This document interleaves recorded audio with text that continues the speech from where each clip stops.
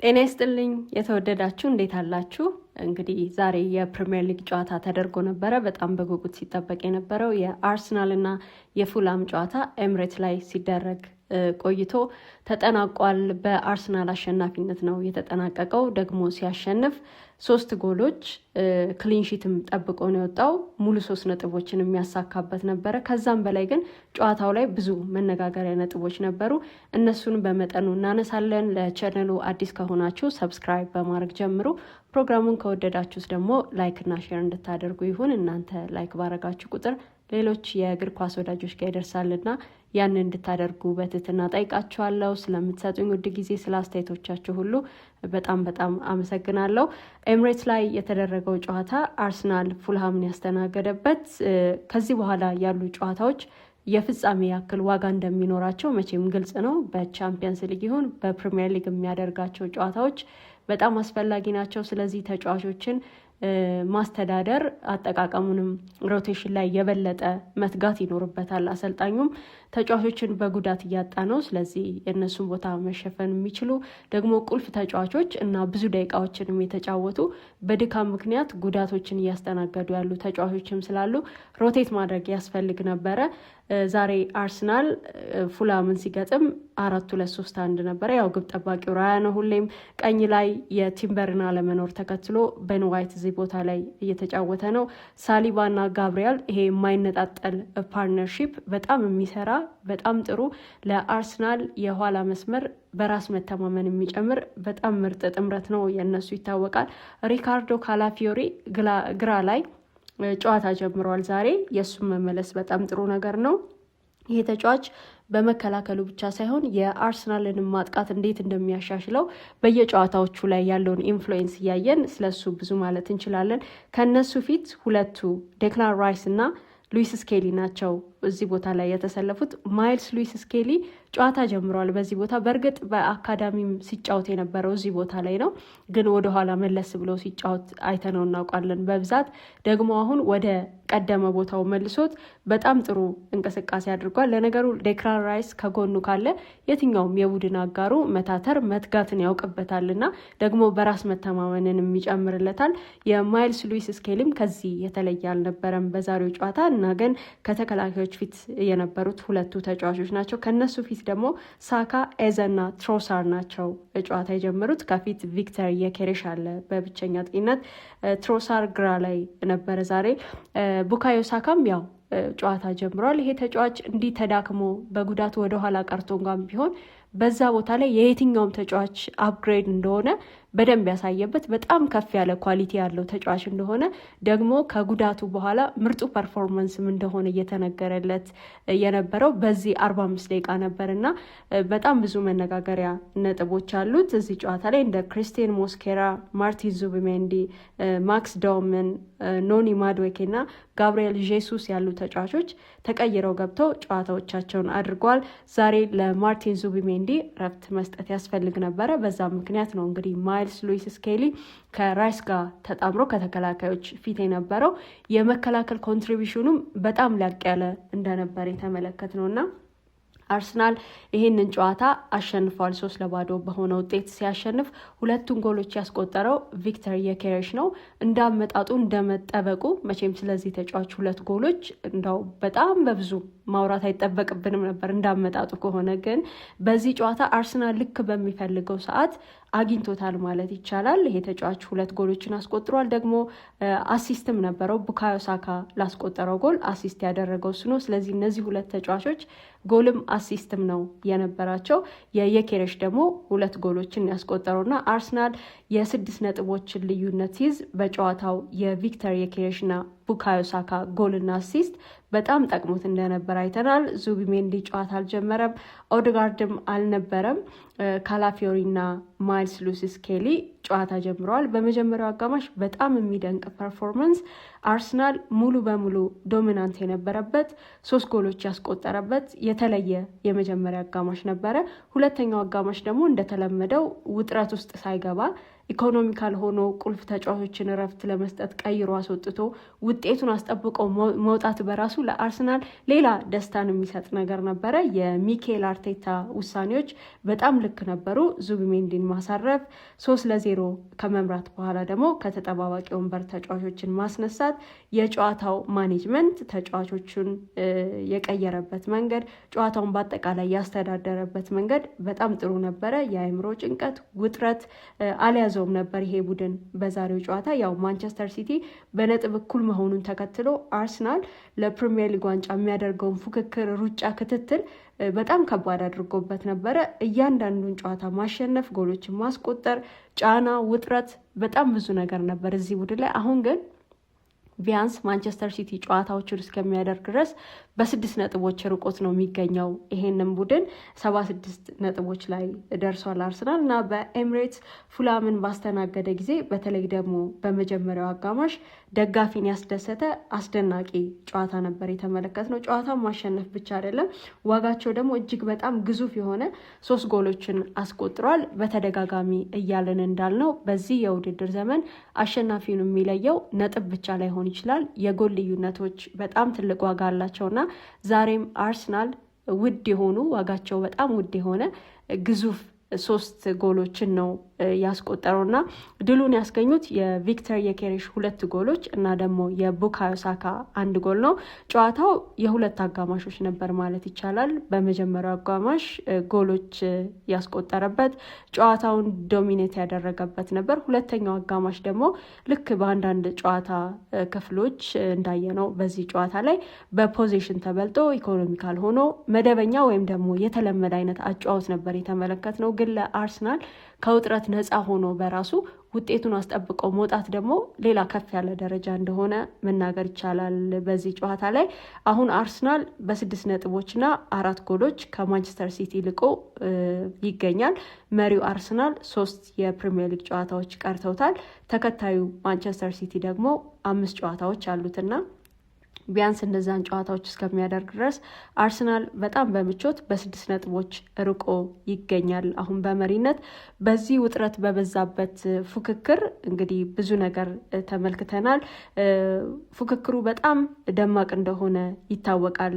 ይሄ ውድድር የዚህ የውድድር ዘመን በተለይ ደግሞ ከአርሰናል እና ማንቸስተር ሲቲ ጋር በተያያዘ በጣም ብዙ ነገር እየተመለከትን ያለ ነው። ግን በዚህ የውድድር ዘመን እንዲህ ውጥረት በበዛበት ፉክክር በጣም ደምቆ በታየበት ይሄ ፉክክር በምቾት በተዝናኖት ከውጥረት ነፃ ሆኖ ያደረገው ጨዋታ ነበር ወይ የሚለው የብዙዎች ሀሳብ ነው። ይሄንን ጨዋታ አርሰናል በተለይ ከቅርብ ጊዜ ወዲህ በሚኬል አርቴታ ስር ይሄ ቡድን ሲሰለጥን ባለፉት ዓመታት ባይሆን እንደው በዚህ የውድድር ዘመን ደግሞ በተለይ ያው የሴት ፒስ ማስተር ክላስ እንደሆነ ይታወቃልና ግን ያንን የቆሙ ኳሶችን ብቻ ከመጠቀም ወጥቶ ኤክስፓንሲቭ ፉትቦል እንዲጫወት ከክፍት ጨዋታዎች ጎሎችን እንዲያስቆጥር ይጠበቃል። በአርሰናል በኩል ግን ደግሞ ለዋንጫ የሚጫወት ቡድን እንደዛም እንዳልሆነ አርሰናል አቀራረቡን አሳይቶናል። የሚጫወትበት መንገድ የሚኬል አርቴታ በጣም እየተተቸ ነበርና ማያዝናና በጣም ኬጂ አርሰናል ነው እየተመለከትን የቆየ ነው። ግን በዚህ ጨዋታ ሌላ መንገድ እንዳለው እና ደግሞ ምን ማድረግም እንደሚችል ያሳየበት ነው። አርሰናል ዛሬ የተጫዋቾች ለውጥ በቋሚ አሰላለፍ ውስጥ አድርጓል። እንደ ሪካርዶ ካላፊዮሪ፣ ማይልስ ሉዊስ ስኬሊ፣ ሳካ የቀድሞ ምርጥ ብቃቱ ላይ የተገኘበት፣ ኤቤሬ ኤዘ እና ደግሞ ሊያንድሮ ትሮሳር በእርጋታ ያደርጉት የነበረው የቦታ ልውውጥም የተመለከትንበት እንደው አርሰናል አጨዋወቱ ነፃ ያወጣበት ነው ሲሉም ተናግረዋል። እንደውም አንዳንዶች እና ዴክላን ራይስን ደግሞ ያው በ6 ቁጥር ቦታ ላይ ተመልክተነዋል። ከዚህ ቀደምም ፕሮግራም ሰርቼበታለሁ በአትሌቲኮ ጨዋታ እንዴት እንደተጠቀመበት እንዴት ስኬታማም እንደሆነ የሚኬል አርቴታ ሀሳብ በዴክላን ራይስ ላይ ምን እንደሆነ ስለ ቀሪ ጨዋታዎችም ጠቋሚ ስለሆነ መለስ ብላችሁ ያንን ቪዲዮ ልትመለከቱ ትችላላችሁ፣ ልታደምጡ ትችላላችሁ። ዴክላን ራይስ ያው በ6 ቁጥር ሚና ነው የተጫወተው። ማይልስ ሉዊስ ስኬሊ በሚድፊልድ ተመልክተነዋል። ስለ ራይስ በጣም ብዙ ነገር ብለናል። በተለይ በአትሌቲ ጨዋታ በ6 ቁጥር ሚና ስለነበረው አስተዋጽኦ ጨዋታው እንዴት ኢምፓክት እንዳደረገው ራይስ በዚህ ሚና እሱን መጠቀም በደንብ እየሰራ እንደሆነም በዛሬውም ጨዋታ ተመልክተናል። በአርሰናል አርሰናል በጣም ብዙ ደቂቃዎችን የተጫወተው 4088 ደቂቃዎችን የተጫወተው አውትፊልድ ፕሌየር ማርቲን ዙቢሜንዲ ከፊቱ የሚጠብቀውን የአትሌቲን ጨዋታ ተከትሎ በቻምፒየንስ ሊግ ማለት ነው እረፍት ተሰጥቶት በተጠባባቂ ወንበር ነው ጨዋታ የጀመረው። ያው በቻምፒየንስ ሊግ የግማሽ ፍጻሜ ሁለተኛ ጨዋታ ኤምሬትስ ላይ ይደረጋልና ያንን ጨዋታ አሸንፎ ለፍጻሜ በሚደረገው ፉክክር ዙቢን ማሳረፍ በጣም ስሜት የሚሰጥና ደግሞ ትክክለኛ ውሳኔም ነበር በሚኬል አርቴታ በኩል። መቼም እንደ ራይስ ያለ ተጫዋች አጠገብ ካለ ታታሪነት፣ ትጋት፣ በራስ መተማመን ይጨምራልና ለማይልስ ሉዊስ ስኬልም እንደዛ ነበር የሆነው። እንዳው ከራይስ በባሰም ዲፕ ድሮፕ እያደረገ የመከላከል ኮንትሪቢሽኑ በጣም ከፍ ያለ እንደነበረ ተመልክተናል እና ዛሬ ጥሩ ቀን ያሳለፈው ሉዊስ ስኬሊ። አርሰናል እንግዲህ ቪክተር ዮኬሬሽን በወሳኝ ሰዓት በብቃቱ ላይ በመጣበት አላማም ደግሞ አግኝቶታል ማለት ይቻላል። 2 ጎሎችና 1 አሲስት ነበረው እዚህ ጨዋታ ላይ። መቼም ስለዚህ ተጫዋች ብዙ ተብሏል። ከስፖርቲንግ ወደ አርሰናል ይዘዋወራል ከተባለ ጊዜ ጀምሮ ይሄ ተጫዋች ብዙ ሲባልበት ቆይቷል። ከጎሎች በጣም ርቆ ተመልክተነዋል ከመጣ በኋላ። ግን ከመምጣቱ በፊት በእርግጥ በዛ በፖርቱጋል እና በእንግሊዝ ፕሪሚየር ሊግ ያለው ሁሉም ነገር የተለያየ ነው የሚሆነው። ግን እንደዛም ሆኖ በዚህ መጠን እንደመጣ ኢምፓክት ይኖረዋል ነው እንጂ የተባለው ይርቃል አልተባለም ነበረ። ግን ለማንኛውም ከዛ ጊዜ ጀምሮ ስለዚህ ተጫዋች በጣም ብዙ እየተባለ ቆይቷል። መጥቶ የሊጉ ኮከብ ጎል አስቆጣሪዎችን መፎካከር እንደሚችል፣ አርሰናልን ወደ ዋንጫ የበለጠ ማቅረብና በእርሱ ምክንያት ዋንጫውን ሊያነሳ እንደሚችል በጣም ብዙ ግምቶች ነበሩ። ዮኬሬሽ እንግዲህ እንደ መጠበቁ ስኬታማ አለመሆኑ በብዙዎች ዘንድ መነጋገሪያ ሆኖ ቆይቷል እና ከመጣ በኋላ ግን ያው በጣም ብዙ ነገር ሲባል ሰምተናል። መጠበቁና እርሱ እንዳልተገናኙም አይተናል። አንዳንዴ መጠበቅም ለነገሩ እንዲህ ያለ ነገር ያስከትላል። እንደውም ተጫዋቹ በጣም ጥሩ ስነ ልቦና ላይ ነው ያለው ማለት ይቻላል። ይሄ ደግሞ የሆነው በሚኬል አርቴታ ምክንያት ነው። በጣም በተደጋጋሚ የጨዋታ ጊዜ ይሰጠው ነበረ። በእርግጥ ካይ ሃቨርትዝ ከጉዳት አገግሞ በመጣባቸው ጨዋታዎች እሱን ተጠባባቂ አድርጎት ነበር። ግን እንደተጠበቀው ፐርፎርም እያደረገ ባይሆን እንኳን የጨዋታ ጊዜ ሊነፍገው አልፈለገም ለቪክተር ዮኬሬሽ። ያ ደግሞ በጣም በራስ መተማመኑን የሚገነባለት ከፊት መስመር ተጫዋቾች ጋር ያለውን ግንኙነትም የሚያጠናክርበት እንደሆነ ስለሚታወቅ ሚኬል አርቴታ ሪስክ ወስዶ በተደጋጋሚ ያንን ሲያደርገው ቆይቷል። በዚህ ጨዋታ ላይ ቪክተር ዮኬሬሽ 13ኛና 14ኛ የሊግ ጎሎቹን ነው እያስቆጠረው። እንደውም ስለዚህ ተጫዋች መተቸት ከሰማን እዚህ የጎል ቁጥሮች ላይ ስለመድረሱ ራሱ በጣም የሚገርም ቁጥር እኮ ነው አይደለ? እንደውም መች አስቆጥሯቸው ነው ሁሉ የሚያስብል አይነት ነው። 13 እና 14 ቀላል ጎል አይደለም። በፕሪሚየር ሊጉ 14 ጎሎች መድረስ ከፊቱ የሚቀድሙት 2 ወይም 3 ተጫዋቾች ሊሆኑ ይችላሉ። ሃላንድ አለ፣ ደግሞ ኢጎር ቲያጎ አለ 24 እና 22 አላቸውና ከዛ በኋላ የሚመጣው ተጫዋች ከሴሜኒው በኋላ ይመስለኛል ይሄኛው ተጫዋች የሚመጣው ቪክተር ዮኬሬሽ። ለማንኛውም እዚህ የፕሪሚየር ሊግ የጎል ቁጥር ላይ ደርሷል። ደንበኛ የፖቸር ጎሎችን ነው ደግሞ ያስቆጠረው በዚህ ጨዋታ። ዮኬሬሽ እንግዲህ ሲተች ቢቆይም አርሰናል አሁን ለደረሰበት የቻምፒየንስ ሊግ ይሁኑ የፕሪሚየር ሊግ ደረጃ ዮኬሬሽ ምንም ኢምፓክት አልነበረውም ማለት ግን አይደለም። ያው በተጠበቀው መጠን ፐርፎርም አለማድረጉ፣ ጎሎቹን አለማስቆጠሩ ያስተቸው እንጂ አርሰናል እዚህ ለመድረሱ ያለ ዮኬሬሽ ኢምፓክት አልነበረም። የሆነ ሁሉ ግን ከሌሎች ተጫዋቾች ጋር በንጽጽር የእሱ ኢምፓክት አንሶ ሊሆን ይችላል እንጂ ሙሉ በሙሉ ምንም አልነበረውም ለማለት አያስደፍርም። አሁን እንግዲህ በሁሉም ውድድሮች 21 ጎሎች ላይ ደርሷል። በመጀመሪያ ሲዝኑ ከ20 በላይ ጎሎች ያስቆጠረ የመጀመሪያው የአርሰናል ተጫዋች ሆኗል። በሁሉም ውድድሮች 21 ጎሎች ላይ ደርሷል። ያንን ያደረገው እንግዲህ አሌክሲስ ሳንቼዝ ነበረ። በአንድ የውድድር ዘመን ልክ በመጣበት የውድድር ዘመን 20 ጎሎች ላይ መድረስ የቻለ። ግን አሁን ቪክተር ዮኬሬሽ ልክ በመጣበት የውድድር ዘመን በሁሉም ውድድሮች 21 የጎል ቁጥሮች ላይ ደርሷልና በስተመጨረሻ አርሰናል በሚፈልገው ሰዓት እየደረሰ እንዳለ ግልጽ ነው ይሄ ተጫዋች እና ያንን እየተመለከት ነው። በዛሬው ጨዋታ ደግሞ በጣም የተለየ ፐርፎርመር ከነበረ የቡካዮ ሳካ በቀድሞ ብቃቱ ላይ መገኘት፣ ወደ ቀድሞ ነገሩ መመለስ ነው። እንደው ብዙዎችን በጣም ያስደሰተ ነው። ይሄ ተጫዋች የጨዋታ መደራረቦች ነበሩበት። ብዙ ደቂቃዎችን የተጫወተ ተጫዋች ነው። ጉዳትም የተከተለበት በድካሙ ምክንያት እንደሆነ ይታወቃልና ቡካዮ ሳካ ያለምንም ጥያቄ ያላንዳች መጠራጠር እንዲህ በድካሙ ላይ ሆኖ እንኳን ከጉዳቱ ተመልሶ እንኳን በቦታው የሌሎቹ የሁሉም ተጫዋቾች አፕግሬድ እንደሆነ ተመልክተናል። ከዚህ ቀደም እሱ በጉዳት ባልነበረባቸው ጨዋታዎች የኖኒ ማዱዌኬን እዛ ቦታ ላይ መሰለፍ ብዙ ተመልክተናል። በቂ የጨዋታ ጊዜ ተሰጥቶታል። ግን በተጠበቀው መጠን ፐርፎርም እያደረገ የጎል ኮንትሪቢሽን እያመጣ ወይም ደግሞ የአርሰናልን የማጥቃት እንቅስቃሴ እያሻሻለ ብዙ አልተመለከትነውም በተጠበቀው መጠን። ቡካዮ ሳካ ግን በገባበት ጨዋታ እንዴት ያለ ጥራት ያለው ተጫዋች እንደሆነ ማሳየት የቻለበትን የመጀመሪያ አጋማሽ ነበር ያሳለፈው። እንግዲህ ሳካ ከጉዳት ተመልሶ ጨዋታ ያደረገው ያኔ በካራባው ካፕ ፋይናል ነበረ። በዚህ ጨዋታ ቡድኑ ወደ ዋንጫው ለማስጠጋት ከውጥረት ነፃ ለማድረግ 45 ደቂቃዎች ነበር ያስፈለጉት። ጎልና አሲስት አስመዝግቦ ነው የወጣው። የመጀመሪያው ጎል ሲቆጠር ያው አሲስት ያደረገው እሱ ነው።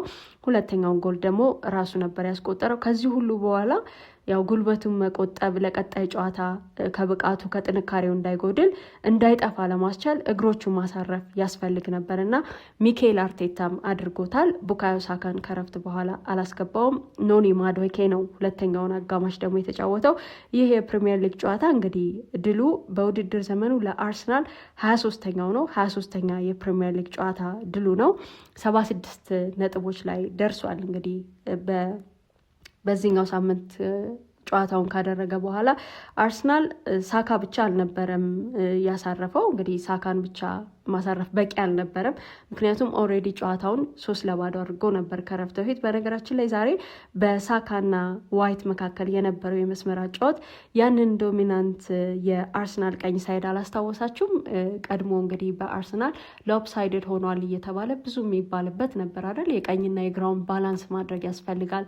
የግራው ማንም የለውም። ምክንያቱም በቀኙ እንደ ቤን ዋይት፣ ማርቲን ኦዴጋርድ እና ሳካን ያለበት ነው።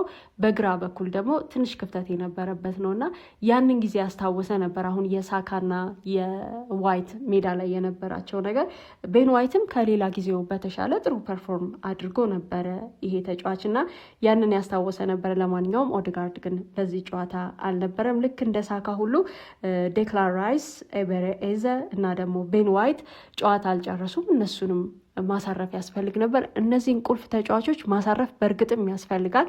አትሌቲ ቀላል ተጋጣሚ አይደለም። ሁለቱም ቻንስ አላቸው። አርሰናል ግን የበለጠ ቻንስ አለው። ፌቨራይት ቲምም ነው። ቀጣዩን ዙር ለማለፍም ወደ ፍጻሜ ለማለፍ በሚደረገው ጥረት ማለት ነው። የአዌ ጎል ቀርቷል።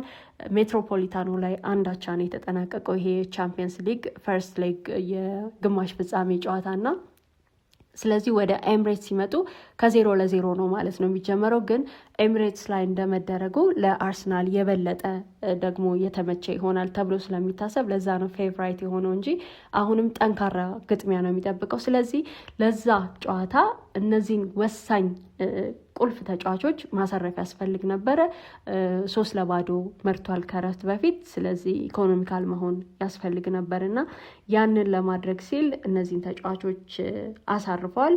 ደግሞ የገቡትንም ቀይሮ አስወጥቷል እና ዙቢሜንዲ ከተጠባባቂ ወንበር ተነስቶ ያደረገውን ጨዋታ ያጠናቀቀው የራይስ ተተኪ ሆኖ ነበረ። እሱ ከወጣ በኋላ በሱ ቦታ ላይ ተመልክተነዋል፣ ዙቢሜንዲን በራይስ ቦታ ላይ ማለት ነው። የአርቴታና ተጫዋቾቹ በጣም ደማቅ የመጀመሪያ አጋማሽ አርሰናል በጣም ኢንቴንስ እንደነበረ ተመልክተናል። ፉላም ከራሱ ሀፍ መውጣት እንኳን አልቻለም ነበረ። እዛው ታፍኖ በደንብ ፕረስ ተደርጎ የቆየበት ነበር። በመጀመሪያው አጋማሽ በአርሰናል ሳጥን ውስጥ አንድም ኳስ አልነካም ፉላም እና ይሄም የአርሰናልን ዶሚናንስ በጣም በልዩነት የሚነግረን ነው። ጨዋታው እንዴት ዶሚኔት አድርጎት እንደነበረ ያንን ማንሳት ይቻላል። አርቴታ ያው በሚገባ ሮቴት አድርጓል። ግን አሁንም በጣም አስገራሚው ነገርና ጥያቄ የሆነው በብዙዎች ዘንድ ለክሪስቲያን ኖርጋርድ አንድም ደቂቃ አልነበረውም ሚኬል አርቴታ እና እንዲህ ባለ ጨዋታ ካልሆነ ታዲያ መቼ ያሰኛል አይደል? ይህን ጥያቄ ማንሳት ተገቢ ይመስላል። በዚህ ሰዓት ተጫዋቾችን መቀየር ያስፈልገው ነበር። ሮቴት ሲያደርግም ተመልክተነዋል። ግን እንደ ክሪስቲያን ኖርጋርድ ያለ የፕሪሚየር ሊግ ኤክስፒሪየንስ ያለው ተጫዋች በእድሜም በኤክስፒሪየንስም እንደዚህ ከፍ ያለን ተጫዋች ቢያንስ ከረፍት በፊት 3-0 የመራኸውን ጨዋታ ገብቶ እንዲጫወት ያልተደረገበት ምክንያት ምንድነው? ለምንድነው አንድም ደቂቃ ሊሰጠው ያልወደደው ሚኬል አርቴታ የሚለው ነገር ጥያቄ ማስነሳቱ አልቀረም። ለማንኛውም የሁለት አጋማሾች ነበር ማለት ይቻላል። አንደኛው አርሰናል በጣም ዶሚናንት ሆኖ በሚገርም ብቃት ላይ ተገኝቶ 3 ጎሎችን ያስቆጠረበት ነው። ያው ከክፍት ጨዋታ ነው ደግሞ ጎሎቹንም ማስቆጠር የቻለውና ሁለተኛው አጋማሽ ደግሞ አርሰናል በጣም በጥንቃቄ ግን ደግሞ ከውጥረት ነፃ ሆኖ ፈታ ብሎ ያደረገው ጨዋታ ነበር። ለወትሮ በጣም በጠባብ ውጤት ስለነበረ እየመራ እንኳን ቢሆን ተጨማሪ የአቻነት ጎል እንዳይቆጠሩበት የአሸናፊነትም ጎል እንዳይቆጠርበት ቡድኑ ጎል ከተቆጠረበት በኋላ ውጥረት ውስጥ ሲገባ እንመለከተዋለን። አንደኛ ይሄ ጎሉ ሰፊ ነው፣ 3 ጎሎችን ያስቆጠረው። የቱንም ያህል ቢሆን ገና ወይ ወደ 3-1 አይነት ነገር ሊሄዱ ይችሉ ይሆናል እንጂ ወደ አቻነት የሚያመጣቸው ስላልሆነ ዘና ብሎ ያንን ማድረግ ነበረበት። ግን አንዳንዴ ራሱ ላይ ቴንሽን የሚፈጥረው ነገር ነበረ። ከውጥረት ነፃ መሆን ያስፈልገው ነበርና በመጀመሪያው አጋማሽ ያንን የቤት ስራውን ጨረሰ። ተጫዋች መቀየር ነበረበት፣ ተቀየረ። ሁለተኛው አጋማሽ ላይ በጣም ኢኮኖሚካል ነበር። ጨዋታውን ዝግ ባለ ፔስ ነበር። እንደ መጀመሪያው አይነት ኢንቴንስ አልነበረውም። ይህን ደግሞ ሆን ብሎ ያደረገው እንደሆነ ይታወቃል አርሰናል። ከዛ ደግሞ ውጤቱንም ማስጠበቅና እንዲህ ላለ ለዋንጫ የሚፎካከር ቡድን በዚህ መንገድ በጥንቃቄ ደግሞ ፈታ ብሎ ከውጥረትም ነፃ ሆኖ በጣም በራስ መተማመን ጨምሮ ጨዋታዎችን ማድረግ ተጋጣሚ ላይ ወይም ደግሞ ተፎካካሪው ላይ ጫና ማሳደሩ የማይቀር ነው። አሁን ደግሞ በ6 ነጥቦች ሆኗል። ቢያንስ ማንቸስተር ሲቲ ጨዋታዎቹን እስከሚያደርግ የፕሪሚየር ሊግ 3 ጨዋታዎች ይቀሩታል። በቻምፒየንስ ሊግ ደግሞ እስከ ፍጻሜ መሄድ ከሆነ 2 ካልሆነ ደግሞ 1 ጨዋታ አለበት ማለት ነው እና በእነዚህ 2 ትልልቅ የውድድር መድረኮች ነው እየተሳተፈ ያለው። በአውሮፓ በጣም ትልቁ የውድድር መድረክ የቻምፒየንስ ሊግ መድረክ ነው። ሴሚ ፋይናሊስት ነው። የመጀመሪያውን ሌግ በአቻ ውጤት አጠናቋል። የሁለተኛውን ጨዋታ በሜዳው ያደርጋል። ፌቨራይት ቲም ነው። የማሸነፍ ሀሳብ ካለ ወይም ደግሞ አሸናፊነት ከተሰጠ ለአርሰናል ነው የሚሆነው። በፕሪሚየር ሊጉም እንደዚሁ የውድድር ዘመኑ ሙሉ የለፋበት ያንን ማራቶን ጊዜ አርሰናል ሲጀምር የውድድር ዘመኑን በጣም በጥንካሬ ነበር የጀመረውና ማንቸስተር ሲቲ የኋላ ኋላ በሚነሳበት ስፕሪንግ ሲዝን ላይ ተነስቶ ተፎካካሪ ሆኗል። ደርሶ በኩል 70 ነጥቦች ነበረ። ያው የጎል ክፍያው የሚያስፈልገው አንድም ለዚህ ነው። አርሰናልን ብዙ ጎል አስቆጥሮ እንዲያሸንፍ የተጠበቀው በኒውካስሉም ጌም ነበረ። እዛ ላይ ግን 1 ጎል ብቻ ነው ያስቆጠረው። ግን ያንን ማስጠብቀው መውጣትና 3 ነጥብ መያዝ በራሱ በጣም ዋናውና ትልቁ ነገር ነበር። እንዲህ ደግሞ ሲቻል እንደ ፉላም ያለ ተጋጣሚ ደግሞ ሲገኝ 3 ነጥቦች ብቻ ሳይሆን 3 ጎሎችንም ከዛ ደግሞ ክሊንሺትም ጠብቀው መውጣት እንደሚችል ያሳየበት ነበር አርሰናል እና ከዚህ በኋላ የመጨረሻ ሰዓታት ጨዋታዎች ነው የሚቀሩት። ሁሉንም እንደ ፍጻሜ የሚመለከታቸው ጨዋታዎች ናቸው። ለማንኛውም ዛሬ ደጋፊውን በጣም ደስ ያሰኘ አርሰናልንም ሚኬል አርቴታንም ያኮራ የመጀመሪያ አጋማሽ ፐርፎርማንስ፣ ሁለተኛውንም ጨዋታውን ያስተዳደረበት መንገድ በጣም በጥሩ ሁኔታ የሚገለጥ ነው። 3-0 በሆነ ውጤት አሸንፏል። 3 ወሳኝ ነጥቦችና 3 ጎሎች። በውድድር ዘመኑ መጨረሻ ስለነዚህ 3 ጎሎች እናወራም ይሆናል። አርሰናል ከ22 ዓመታት በኋላ ለመጀመሪያ ጊዜ የፕሪሚየር ሊጉ ዋንጫ አሸናፊ የሚሆን ከሆነ ያንን እንመለከታለን። ለቻናሉ አዲስ ከሆናችሁ ሰብስክራይብ ማድረግ እንዳትረሱ፣ ላይክ እና ሼርም እንድታደርጉ ይሁን። ስለሰጣችሁኝ ውድ ጊዜ እጅግ አድርጌ አመሰግናለሁ። አስተያየት ቢኖራችሁ በአስተያየት መስጫ ሳጥን ውስጥ አስቀምጡልኝ። አመሰግናለሁ።